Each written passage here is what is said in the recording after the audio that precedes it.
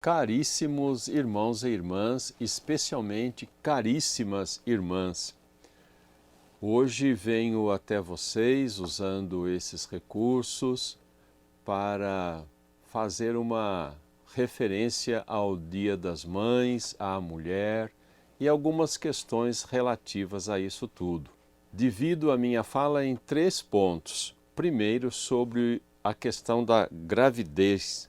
Segundo, da violência e terceiro, da grandeza da maternidade. O problema da gravidez ou a questão da gravidez, sobretudo na adolescência. O jornal A Folha de São Paulo, no mês de novembro do ano passado, precisamente no dia 6 de novembro, apresentou uma longa reportagem sobre o problema da gravidez na adolescência na cidade de São Paulo. E apresentou onde e o índice é muito maior e onde ele é menor. De qualquer forma, a gravidez na adolescência é sempre um problema muito grande. Mais para a menina, mas também para o menino. E para a família na sua totalidade. Então é preciso que as famílias, pai e mãe, conversem mais com crianças e adolescentes em casa sobre essa questão e não deixar isso como um assunto sabido, abordado e ponto final. É preciso conversar sobre a importância da gravidez, sobre tudo que implica uma gravidez e a necessidade de deixar a gravidez para uma idade mais adequada, para uma época mais adequada. Junto a isto, segue também toda uma reflexão, toda uma conversa sobre a sexualidade. Não é porque o menino de 12, 13, 14 anos tem ereção que ele já pode ter uma relação sexual. Não é porque a menina de 13, 14 anos já tem uma sua primeira menstruação que já pode ter relação sexual. O mesmo vale, não é porque uma criança aprendeu a falar que ela já pode dar uma palestra. Não é porque um rapaz, uma moça já terminou a faculdade de medicina que já pode exercer a medicina, não. Tem um tempo para isso. Tem um momento para isto, senão as consequências negativas, em geral, são muito grandes para muita gente.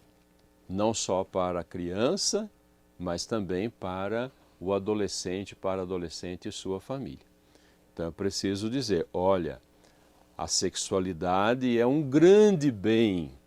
A atividade sexual é um grande bem que Deus deu ao homem e à mulher. Mas isso tem que ser praticado segundo certos critérios, segundo certa disciplina, senão vêm os prejuízos. É como tomar o alimento, comer comida, sobretudo uma comida gostosa, dá um grande prazer, faz um grande bem para o nosso corpo, mas é preciso comer conforme uma disciplina, conforme um certo critério. Então esse é um primeiro ponto, a questão relativa à gravidez na adolescência. Segundo ponto, a violência doméstica. A violência contra a criança e contra também a mulher, principalmente. Quero aproveitar a proximidade do Dia das Mães e bater forte contra isto. É claro que é preciso corrigir a criança, é preciso educar a criança, mas existe uma diferença muito grande entre corrigir, disciplinar, aplicar medidas medicinais ou vamos dizer aí punitivas. O termo não é muito atraente mais para a nossa geração, mas vamos entender medidas medicinais como um sinônimo aí para uma medida punitiva, por exemplo. Então é preciso, fez uma coisa errada, é preciso receber uma medida corretiva, medicinal. É preciso ser corrigido, é preciso receber eventualmente um castigo. Você vai ficar privado de tal ou tal coisa ou vai ter que fazer tal ou tal coisa.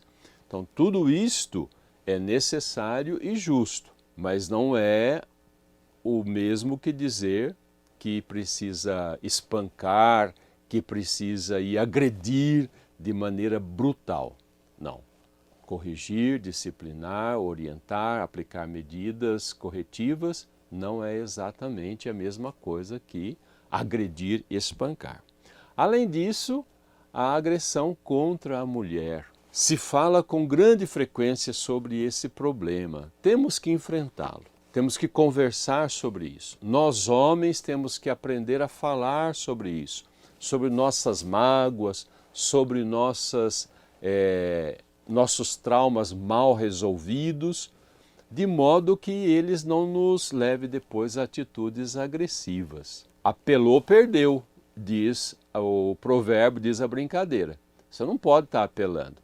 Você está contrariado, alguém disse uma coisa que você não gostou, ou fez uma coisa que você não gostou, não pode apelar.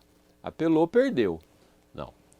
Vamos aprender a lidar com nossos instintos, com nossos impulsos, com a nossa agressividade, sem aí ferir as pessoas, principalmente ferir as crianças ou ferir a esposa, a mulher, a mãe dos seus filhos, ou a sua namorada que seja, ou aí a pessoa com quem você está vivendo. É preciso que todos nós tomemos sempre uma posição contra a violência.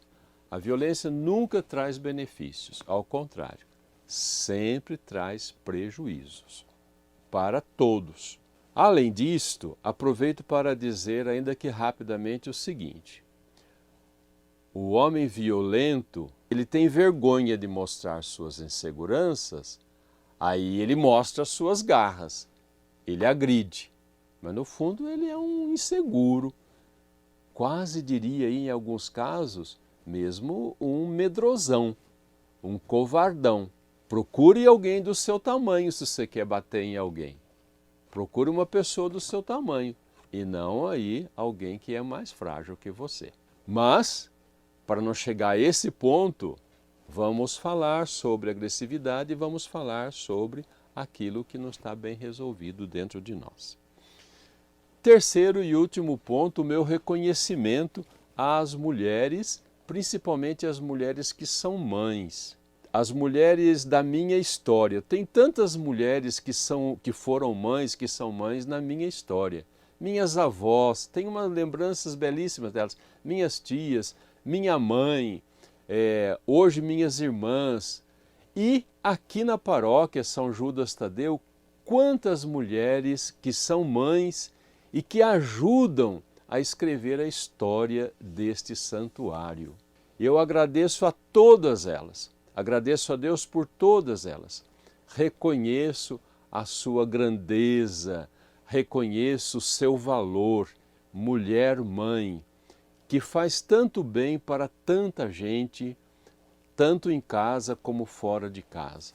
Então, nesse Dia das Mães, receba a minha homenagem, o meu reconhecimento, a minha prece de gratidão por si e por tudo aquilo que você realiza na família, na igreja e na sociedade. E por intercessão do nosso glorioso padroeiro, São Judas Tadeu, desça sobre todas vós, mulheres mães, a bênção do Deus Todo-Poderoso, Ele que é Pai, Filho, Espírito Santo. Amém.